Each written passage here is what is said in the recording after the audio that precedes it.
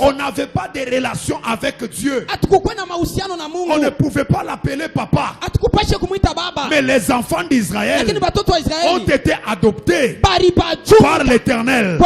Dieu les considérait comme ses propres enfants. Voilà pourquoi quand Moïse est allé voir Pharaon, Dieu dit à ceci à Moïse, va dire à Pharaon, si tu ne laisses pas mon fils, si tu ne laisses pas mon fils, je descendrai, je tuerai aussi ton fils. C'est-à-dire Dieu avait établi l'adoption et il avait donné l'adoption à Israël.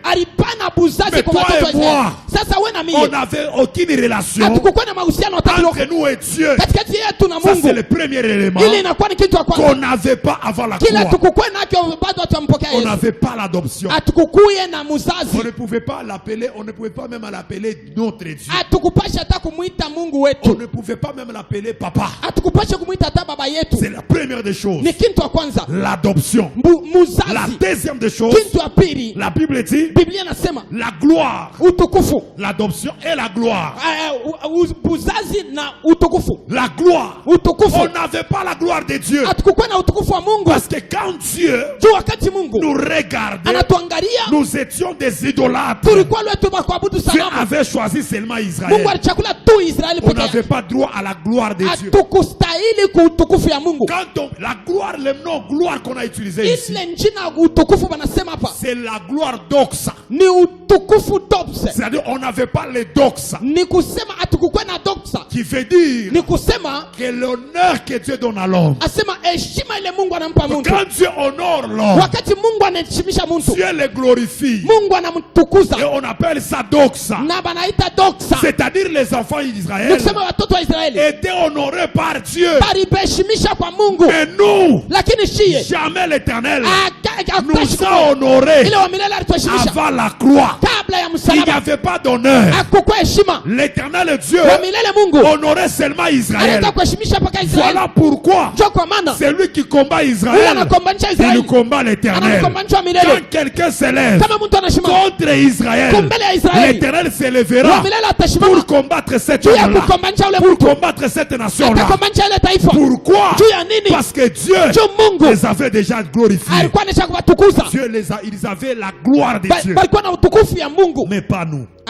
La troisième des choses, l'alliance. La Bible dit, on n'avait pas l'alliance avec Dieu.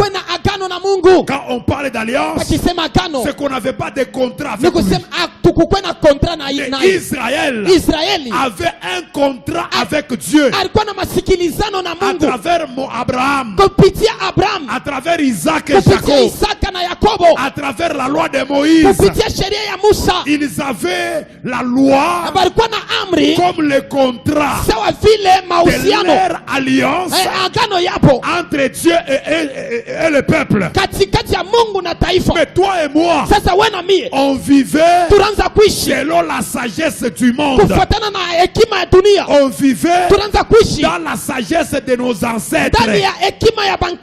C'est nos ancêtres qui nous ont donné leur sagesse. On vivait dans leur sagesse. C'est nos ancêtres qui nous avaient donné la loi de leurs idoles.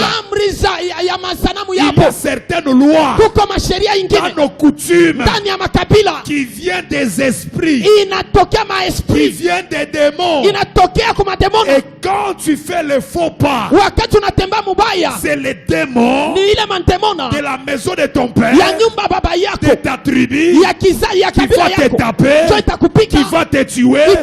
Pourquoi? Parce que tu n'as pas l'alliance avec Dieu, mais tu as l'alliance avec ces démons-là. Voilà pourquoi quelqu'un peut être même en dehors du pays, dans le pays des blancs là, mais il observe la loi de leur tribu, parce que par leur sang il est en alliance avec les démons. En alliance avec les esprits des cimetières. En alliance avec les démons des ancêtres. C'est lui-là qu'on appelle le Dieu de nos ancêtres. Alléluia. Amen. Mais nous, avec le véritable Dieu, il n'y avait pas de relation. Il n'y avait pas de contrat. On ne pouvait rien faire qui engagera l'éternel Dieu dans notre vie. Mais les enfants d'Israël, il y avait les choses qu'ils devaient regarder, qu'ils devraient faire pour que l'éternel Dieu entre dans leur vie, entre dans leurs problèmes. Mais toi et moi, même si on souffrait, mais l'éternel ne pouvait pas entrer dans nos problèmes parce qu'il n'y a pas de contrat entre nous et Dieu. C'est la troisième chose qu'on n'avait pas avant la croix. Alléluia. La quatrième chose, nous n'avons pas de loi.